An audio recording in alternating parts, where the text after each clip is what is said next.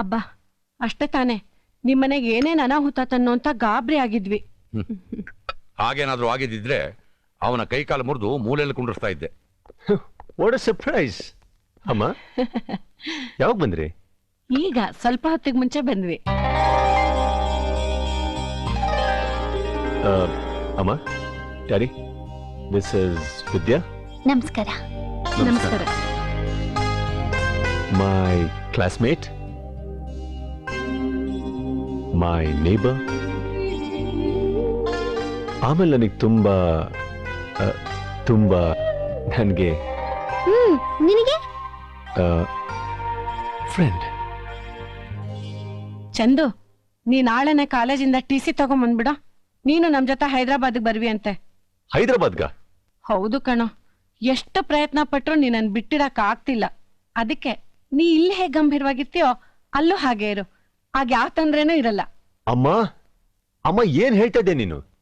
ನನ್ನಂತ ಒಬ್ಬ ಸಿನ್ಸಿಯರ್ ಸ್ಟೂಡೆಂಟ್ನ 3 ತಿಂಗಳಿಗೆ ಒಂದ್ಸತಿ ಅಲ್ಲಿಂದ ಇಲ್ಲಿಗೆ ಇಲ್ಲಿಂದ ಅಲ್ಲಿಗೆ ಶಿಫ್ಟ್ ಮಾಡ್ತಾ ಇದ್ರೆ ನನ್ನ ಭವಿಷ್ಯ ಏನಾಗಬೇಕು?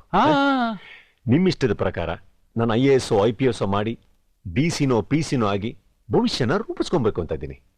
ದೇಶಕ್ಕೆ, ದೇಶದ ಪ್ರಜೆಗಳಿಗೆ ಸೇವೆ ಮಾಡಿದ್ರೆ ತಾನೆ ನಿಮ್ಮ ಮಗನಾಗಿ ಹುಟ್ಟಿ ಸಾರ್ಥಕ. ಏಯ್ ನಿಲ್ಸೋ. ಇಷ್ಟೆಲ್ಲ ಕತೆ ಹೇಳ್ತಾ ಇದೀಯ ಅಂದ್ಮೇಲೆ ಇಲ್ಲೂ ಬಿಟ್ಟು ಬರಕ್ಕಾಗದೆ ಇರ್ತಕ್ಕಂಥ ಪುಂಡ್ರ ದಂಡಿದೆ ನಿನಗೆ. ಹೌದು, ನಿಮಗಿದ್ಬಿಟ್ರೆ ಬೇರೆ ತಲೆಗೆ ಬರಲ್ವೇ? ಈಗ ವಿದ್ಯೆನೆ ತಗೊಳ್ಳಿ. ನಾವೊಬ್ರನ್ನೊಬ್ರು ತುಂಬಾ ಇಷ್ಟಪಡ್ತೀವಿ.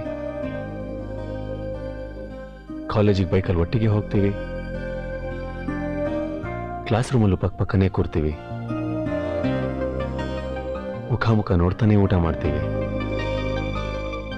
ಒಟ್ಟಿಗೆ ವಾಪಸ್ ಬರ್ತೀವಿ, ಒಂದೊಂದು ಮೂಮೆಂಟ್ನು ಒಟ್ಟಿಗೆ ಎಂಜಾಯ್ ಮಾಡ್ತೀವಿ. ಒಂದು ದಿವಸ ಏನು ಒಂದು ಕ್ಷಣನೂ ಅವಳ ನೋಡ್ತಾ ಇರಕ್ಕಾಗಲ್ಲ ನನಗೆ.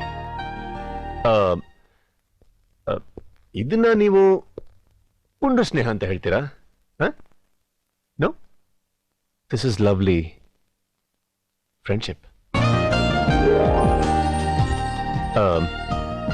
ಏನ್ ವಿದ್ಯಾ?